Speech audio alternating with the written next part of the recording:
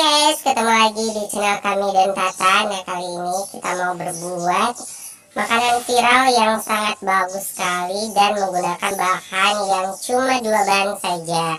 Dan ini adalah makanan viral dan cemilan yang sangat mantap untuk disajikan untuk sarapan buat anak-anak sahabat lovers. Nah, bagaimana cara pembuatannya? Saksikan video berikut ini ya. Jangan kemana-mana ya sahabat lovers.